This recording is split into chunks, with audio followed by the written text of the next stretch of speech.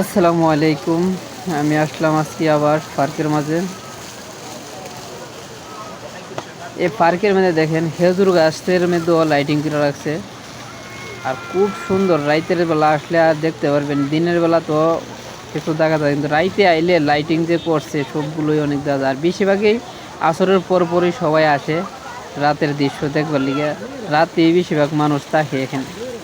আর এখানে ওই যে ইয়েও আছে, ওই নৌকা আছে, তারপরে স্পিড বোটও আছে।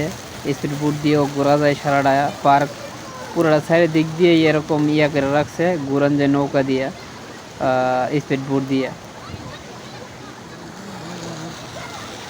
ওই যে কিছু লোক যাইতেছে, টিকিট কাইটা কাইটা ওটা লাগে আর কি ঘুরতে গেলে।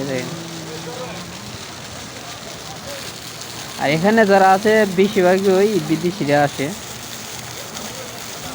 অন্য অন্য দেশ থেকে আসে ঘোরার জন্য, দেখার জন্য। আর এই পার্কটা অনেক সুন্দর।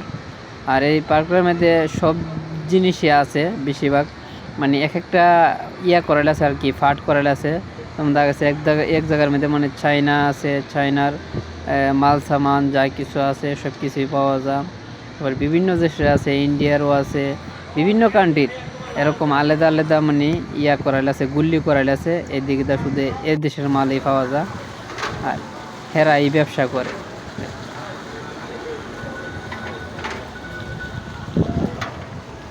খুবই সুন্দর একটা পার্ক, যে গিয়েছে তারা বুঝবে।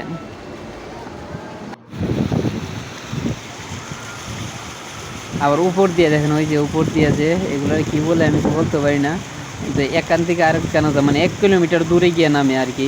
এখান থেকে আবার 1 কিলোমিটার দূর হইব, মানে নামার জায়গায় আছে। এখান থেকে উঠে আবার আসা যাওয়া করে আর কি।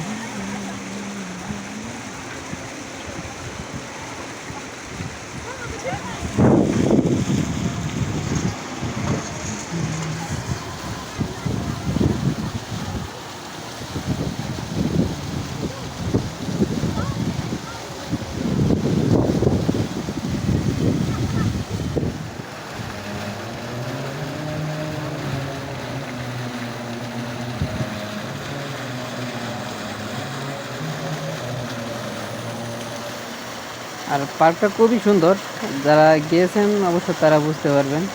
অনেক খেলনার জিনিস অনেক আছে, মানে এরকম কোনো জিনিস নাই যে এটার ভিতরে মানে পাওয়া যায় না। সব কিছু এটার ভিতরে আছে, চুরির থেকে দইরা সব কিছুই যাবতীয় কিছু লাগে সবই আছে।